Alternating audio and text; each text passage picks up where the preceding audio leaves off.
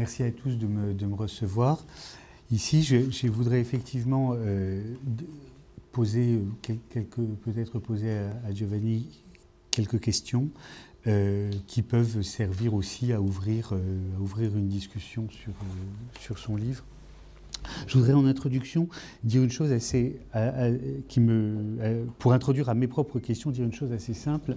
C'est ceux qui l'ont lu en conviendront probablement, c'est que le livre La torpeur des ancêtres est un extrêmement beau livre. C'est-à-dire que c'est pas seulement un livre érudit, un livre intéressant, un livre sans doute important pour l'histoire de l'art ou pour d'autres domaines connexes à l'histoire de l'art, etc. Toutes choses dont on se doute un peu, mais en plus c'est ce que j'appelle un beau livre. Alors pour plusieurs raisons. D'abord parce que c'est un livre servi par une écriture absolument magnifique, une très très grande précision, d'une très très grande finesse. Et aussi, une seconde raison qui peut vous sembler plus paradoxale, c'est parce que c'est un livre d'une certaine façon non finitant, dans lequel il y a suffisamment de flottement du sens pour que l'on puisse précisément introduire des questions. Alors je vais essayer de me glisser un petit peu dans les silences, en quelque sorte, dans les silences que tu arrives à aménager dans ton livre, et donc pas le répéter ni le résumer, d'autant moins qu'on vient d'avoir un exposé quand même extrêmement, enfin très synthétique, même s'il a duré 1 heure, c'est très synthétique par rapport à la richesse de l'ouvrage, mais qui vous a, pour ceux d'entre vous qui ne l'ont pas lu, qui vous a donné quand même une idée, je pense, assez représentative des principales thèses. Je ne vais pas revenir dessus, mais je voudrais te demander pourquoi tu ne parles pas de certaines choses, ou comment, enfin, voilà, donc, et articuler ça. Et ça, c'est vraiment parce que ce livre, me semble-t-il, le permet, et je répète, ce n'est pas le cas de tous les livres, et là, ce n'est pas le cas de la plupart des livres universitaires, qui ont tendance à être aujourd'hui de plus en plus dans une sorte de totalisation comme ça du sens, qui ont fait des ouvrages souvent extrêmement ligneux, extrêmement idiots au sens grec, quoi, extrêmement clos sur eux-mêmes. C'est éminemment pas le cas de celui-ci. Alors, ma première question porte d'une certaine façon sur le statut du temps dans ce livre. À plusieurs reprises, tu évoques une temporalité très particulière qui est une temporalité du commencement de la fin. Tu le dis, page 37, au propos du groupe des ressuscités, ont déjà entrepris de monter au ciel, mais ils sont en cours de transformation. Puis tu le dis de façon peut-être plus élaborée, mais toujours à propos du jugement dernier, page 53. Tu écris « La fresque donne en effet à voir le temps qui reste », c'est une expression de saint Paul, un temps qui se contracte et commence à finir.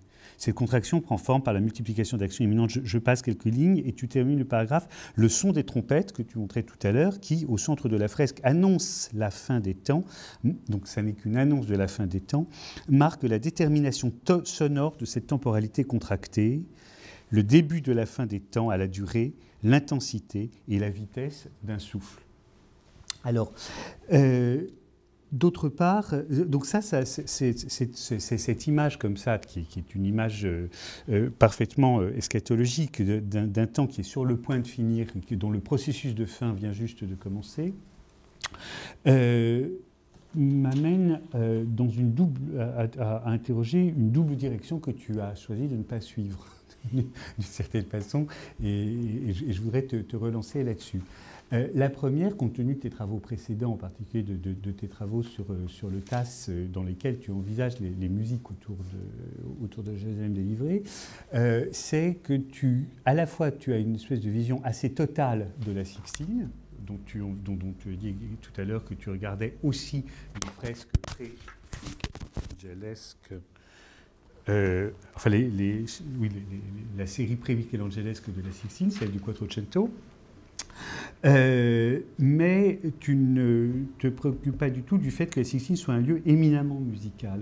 À ma connaissance, la Schola Cantorum est créée, je crois, dans le dernier tiers du XVe siècle pour la Sixtine.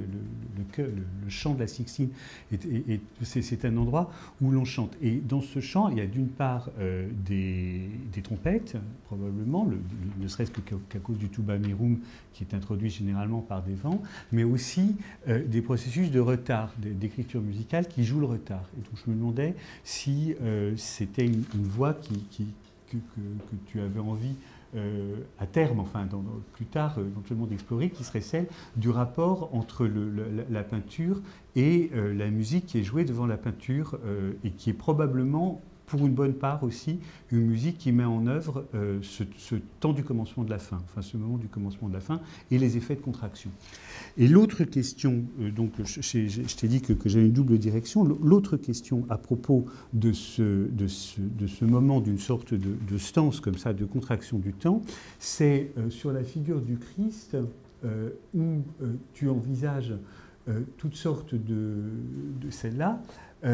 Donc tu expliques que c'est une figure serpentine, que c'est un double mouvement, probablement une sorte de double mouvement contradictoire de malédiction et d'accueil, enfin pour reprendre un petit peu. Tu trouves un certain nombre de sources à cette figure, dont pas le Moïse, de Michel-Ange, juste à côté, 1512, une trentaine d'années, un peu moins une courte trentaine d'années avant le Christ. Or, il me semble que le mouvement des jambes est très proche du Christ, ce mouvement contradictoire est très proche de celui du Moïse, sur lequel, si mes souvenirs sont bons, c'est Daniel Arras qui insistait sur le fait que dans la gestuelle des jambes du Moïse, il y a à la fois un geste de prostration, un geste mélancolique et un geste actif, un geste sanguin.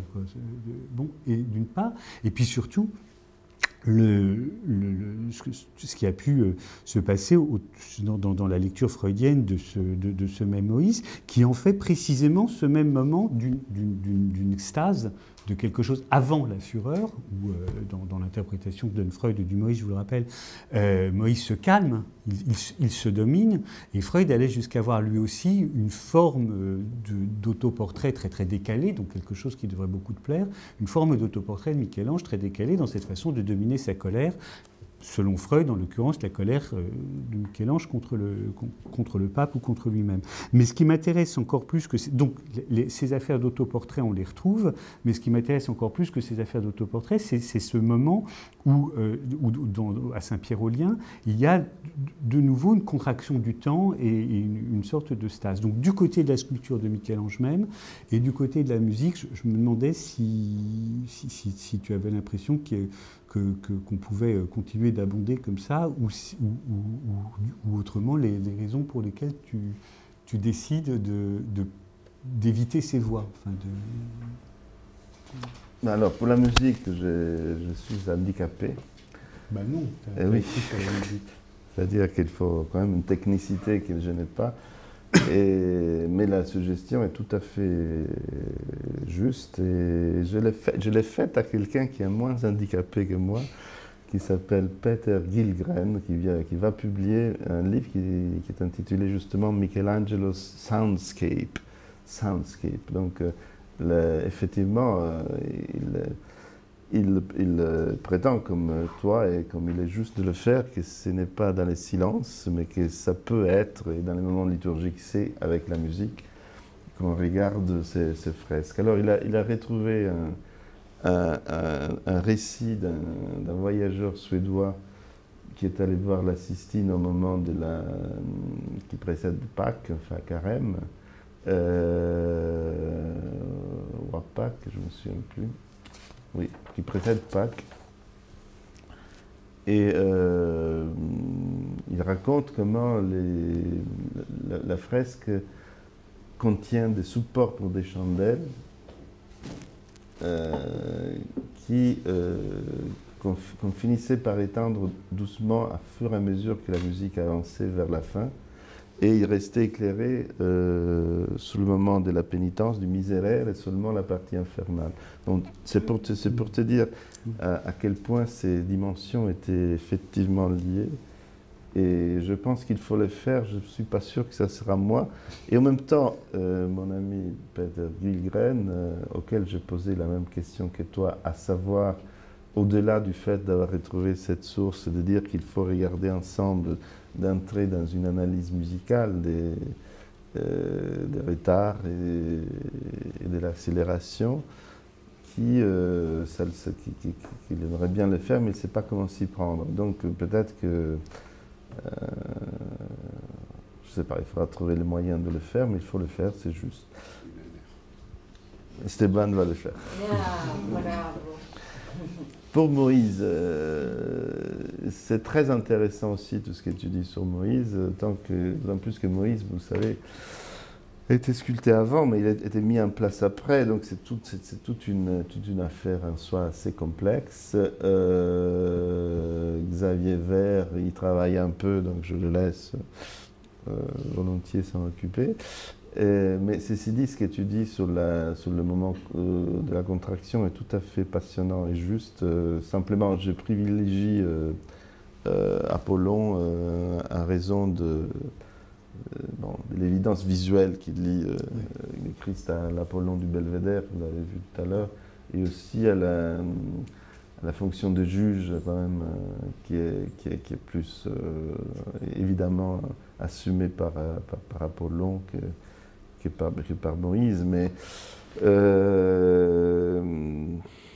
après, ce que tu dis, ça pourrait être complété, je l'ai un peu essayé de le faire, ça, sous la question des effets de ce que j'appelle, ce que Vasari appelle terribilità, c'est-à-dire les effets tout autour du Christ des craintes et de révérence, qui sont liés à cette figure qui arrive effectivement à se présenter comme menaçante et adorable à la fois.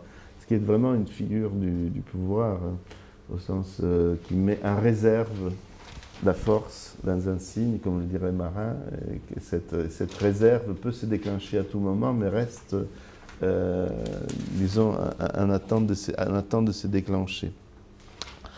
Pour la question du temps qui reste, il faut bien qu'il en reste un petit peu pour qu'il y ait figure, mais c'est juste très très peu. C'est vrai ce que tu dis. Voilà, merci. Tu prends une autre question ou vous préférez Oui, non, continue. Oui, j'ai un autre comme ça point assez général qui m'a tout m'a intéressé, mais qui nous laisse de me surprendre, c'est sur le mouvement dialectique. En fait, tu décris un mouvement dialectique qui me paraît être au fond le même à trois étages. D'une part, un étage anthropologique, donc de l'anthropologie chrétienne, telle que tu l'as redéfinie, enfin telle que tu as rappelé la définition classique.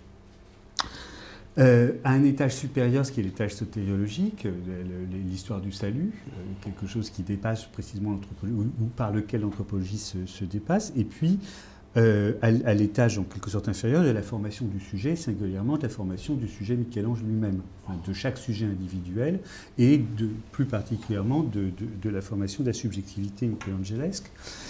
Et dans les trois cas, alors je vais plutôt prendre les deux étages inférieurs, on retrouve, parce que le troisième étage sotériologique serait précisément celui de la résolution finale, si j'ose dire. Mais pour les deux autres, on retrouve au fond, dans ton livre, on s'active par deux fois le même schéma, à savoir quelque chose qui est là, nécrosé, mais qui, quoique nécrosé, reste là, qui est là comme un reste, pour pouvoir être dépassé. Mais dans le dépassement, il y a une première phase qui est une forme de phase d'affirmation de la chose là, en l'occurrence par exemple la juiverie, ou l'attente, ou le péché. Et puis ensuite il y a le moment, elle est là pour être niée, et puis elle finit par être dépassée, mais elle ne peut être dépassée que si elle reste là. C'est pour ça qu'il y a les ancêtres du Christ, et c'est pour ça qu'il y a par deux fois la figure de Michel-Ange, soit sous la forme de la dépouille de Saint-Barthélemy, soit dans ton analyse hyper convaincante, évidemment, sous celle de Joseph, sous la figure de Joseph. Or, ce mouvement tel qu'il est, et ce mouvement dans son articulation triple, c'est en fait assez classiquement sous ton regard celui de la dialectique hegelienne. Enfin, c'est difficile de pas le voir comme ça. C'est simplement une Aufhebung, enfin simplement ça n'a rien de simple, mais c'est assez précisément une Aufhebung. Alors évidemment, comme tu le sais, je suis, je pense, sur des positions très proches des tiennes sur la question de l'anachronisme, c'est-à-dire en gros point trop en faux en faisant très gaffe. Donc je pense pas un instant que ça ait du sens de parler d'hegelianisme pour Michel-Ange. Mais de la même manière, ça n'a pas non plus de sens de parler de warburgisme, quelque chose comme ça. Donc la question que je pose, je la pose à toi, je ne la pose pas à Michel-Ange. La question que je pose, c'est celle, surtout à toi en tant que philosophe et esthéticien, historien de l'art, en grande partie italien, quand on... Non, mais quand on sait à quel point Hegel est une référence constante pour l'histoire de l'art italienne, d'avant notre génération, je me demande quelle est la part d'une sorte de filtre Hegel. Et c'est marrant parce que j'ai vérifié, tu ne le cites jamais, alors tu évoques évidemment Warburg, tu évoques Benjamin parce qu'on ne peut pas signer un bouquin de HESS sans l'évoquer, mais à aucun moment tu ne te confrontes à cette clé de lecture hegelienne, alors même que je trouve que c'est très présent. Donc en fait, la question que je te pose, c'est une question de... Alors Benjamin, il me semble qu'il m'était assez nécessaire pour cette histoire construite à partir de la fin. Dire que le fameux éclair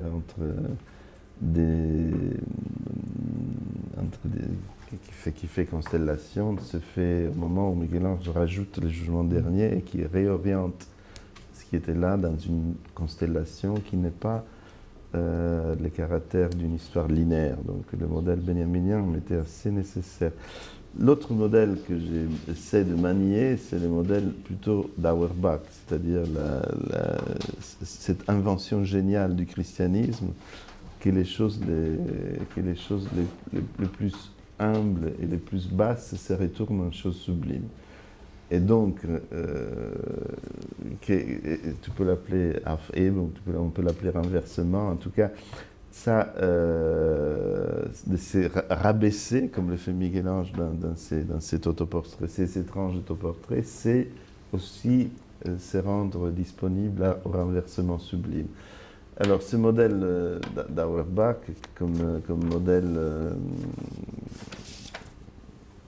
de l'histoire, au fond, est opérant dans la partie qui met face à face Moïse et le Christ, Moïse étant la préfiguration du Christ. Et c'est un modèle qui, effectivement, est dépassé parce que les ancêtres du Christ sortent de la typologie. Ils sont plus... en tant que juifs, après la révélation, ils sortent de l'histoire typologique, ils n'annoncent plus rien. C'est des restes, effectivement, comme tu l'as dit. Et moi aussi, je le dis. Et donc, effectivement, c'est... Alors, peut-être que j'ai pris du Hegel dans mon petit déjeuner depuis petit, sans m'en apercevoir. C'est tout à fait possible. Mais peut-être aussi que plus probablement que je l'ai reçu par Eisenstein, c'est-à-dire par un passage eisensteinien, et donc par la théorie du montage et par l'attention qu'Eisenstein porte précisément à ce moment de rupture, là où le modèle typologique explose, on passe dans un autre régime, dans un autre registre. Et peut-être qu'Hegel est derrière, j'avoue ne pas l'avoir beaucoup fréquenté, c'est sans doute aussi... Tu veux mettre une petite notice? Non, je crois que Dessine, tu as d'autant plus raison, que c'est pour ça que c'est un véritable anachronisme. C'est que ce que tu dis de quelque chose d'hegelien là-dedans, mais ça, dans ces choses, enfin, Michel-Angelesque et chrétienne, ça se pense aussi à l'envers. C'est-à-dire que c'est au moins la dialectique hegelienne qui est profondément chrétienne. Ah bah ça, clairement. Voilà, Ouais. oui. Ça. Mais voilà, donc si ça marche dans un sens, ça marche aussi dans l'autre. C'est même explicite. Qu'est-ce qui t'a fait, pauvre Benjamin?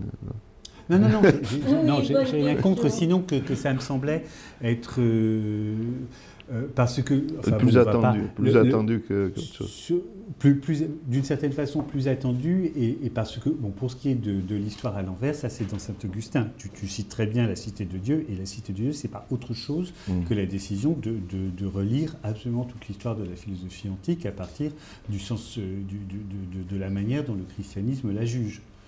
Donc ça, je trouve que pour ce qui est d'un point de vue comme ça sur l'histoire, Saint-Augustin suffit.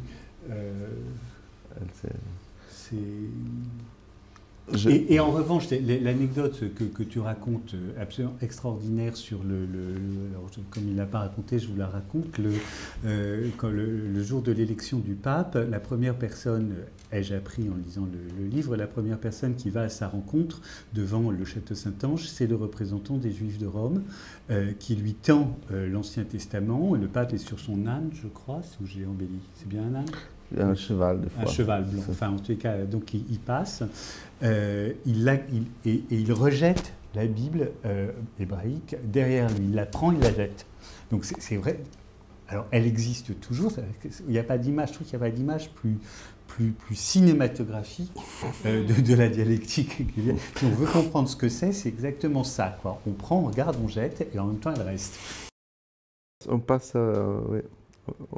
C'est un geste qui fabrique du temps, c'est-à-dire qui fabrique de l'histoire plus précisément, en reconnaissance de la loi ancienne, mais en disant qu'elle est dépassée, donc on se remet sur les chemins.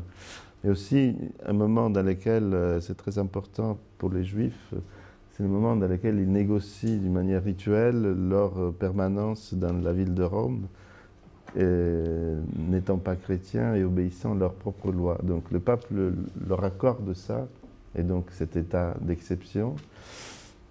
Mais c'est une situation tellement fragile qu'à chaque fois, il faut la refonder avec un nouveau pape. Et c'est un rituel qui est d'une manière très significative et changé au moment du ghetto. Au moment où il y a le ghetto, il n'y a plus de négociations rituelles. Les Juifs sont dans les ghettos et ils acclament le pape, tout simplement. Ils ne leur donnent plus le... Voilà.